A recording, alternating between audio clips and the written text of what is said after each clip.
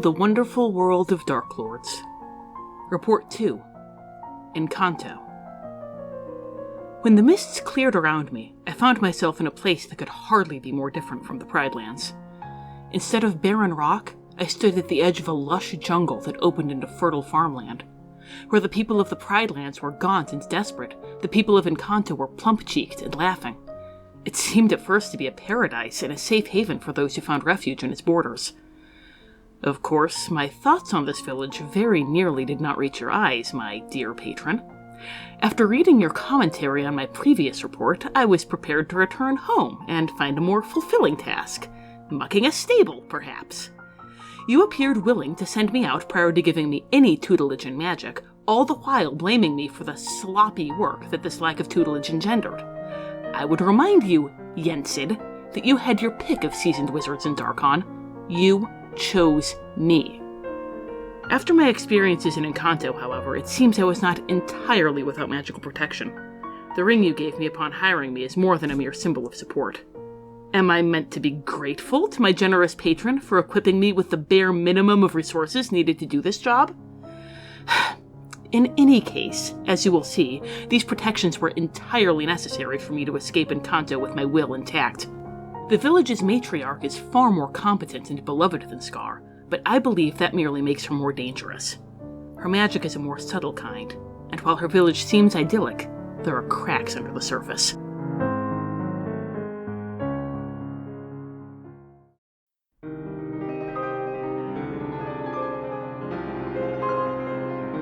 The Lord. The leader of Encanto, Alma Madrigal, eschews titles such as Queen or Lady. Instead, her people call her either Grandmother or Abuela. The tale of the town's founding sounds closer to myth than history, but I could find no alternate telling. According to the people of Encanto, Alma and many other residents of her former village fled mere moments ahead of a Falkovnian press gang. Alma's husband, Pedro, heroically sacrificed himself to buy the villagers time to escape, and as Alma cried out to the gods in her sorrow and despair, the jungle, mountains, and village burst from the ground around her, creating a safe haven that the soldiers could not penetrate. The people of Encanto view Alma with a reverence that borders on worship, and for her part, she genuinely seems devoted to their safety and prosperity. What's more, the enchanted candle that she credits for saving them from the Falkovnians has also given her descendants minor magical gifts, all of which they use for the betterment of the village. Alma herself claims not to have any gifts of her own. I intended for my reports to stay entirely in the realm of proven empirical facts, but as my patron chided me for my lack of wild speculation in my previous endeavor, I will feed his insatiable need for gossip. I suspected from the beginning that Alma Madrigal did receive a magical gift.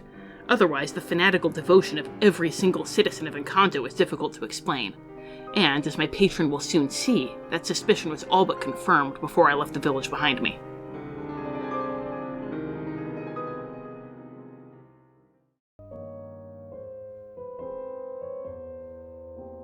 The land.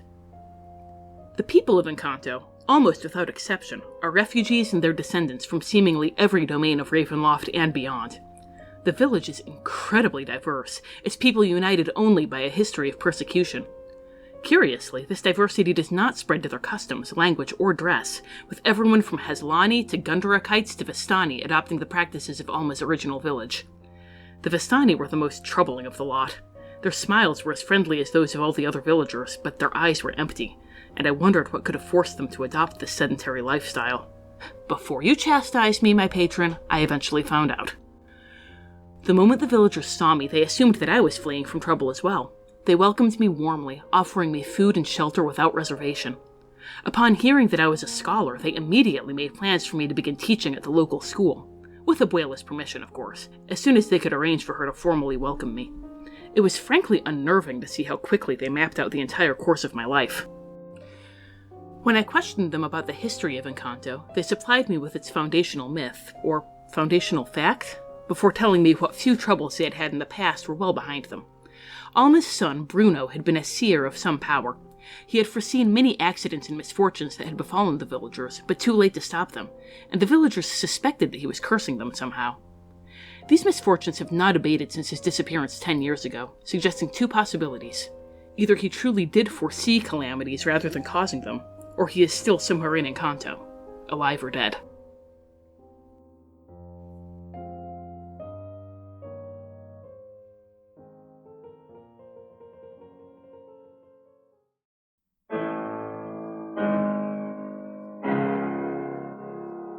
Dread possibilities. Eventually, it came time for me to meet Abuela herself. She greeted me warmly, but I couldn't help noticing that for one who is so beloved by the villagers, she seemed to have little love from her own family. Her grandchildren danced on eggshells in her presence. She took my hand in hers, smiling, and said she would be delighted to have me join the village as a teacher.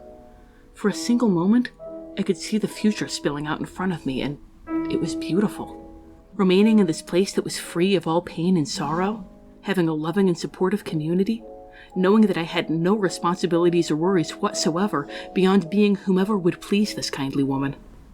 At that moment, I felt the ring you had given me go ice cold on my finger, and the vision vanished. I admit that I proceeded to say some rather indecorous things to Alma. I have no patience with witches, and certainly none with those who would try to supplant my mind. Alma never lost her veneer of politeness, but told me in icy tones that it would be best for the village if I left immediately, and I could not help but agree. Alma's granddaughter Mirabelle escorted me to the border. It may have been wishful thinking on my part, but I believe some part of her was delighted to see someone stand up to Alma. I am certain it was the first time she had seen anyone do so.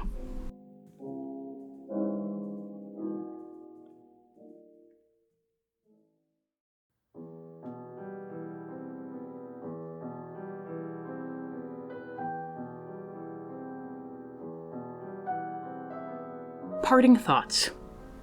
I know my patron will be disappointed that I was sent away from Encanto before I could discover what lay at its heart.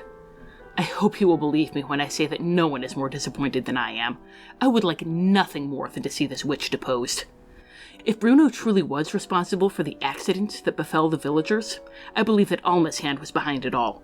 Nothing happens here without her blessing, and no one takes any action with an aim other than pleasing her. I only wish I knew her goals. Whatever they may be, Encanto is a trap, luring its villagers into Alma's web with sweet promises of peace. I hope that I will have more success with the next domain I survey. I have a thimble as a mist token, but I am told that I do not need it, for unlike most domains, there are simple directions for finding one's way to this one. Second star to the right, and straight on till morning. Do not overestimate your usefulness to me, my little servant.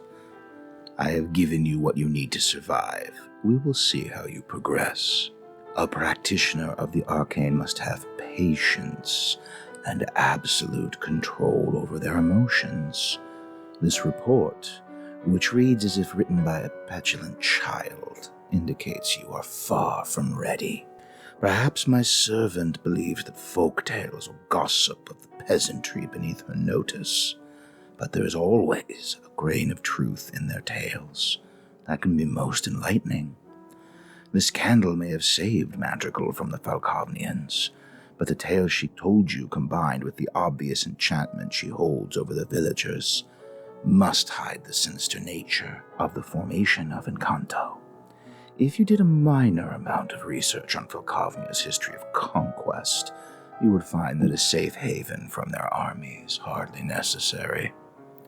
As for Bruno and the usefulness of these gifts bestowed on Madrigal's family, more information would have been desirable. My little scholar will need to quell her anger so she's not expelled from the next domain she visits before completing her survey.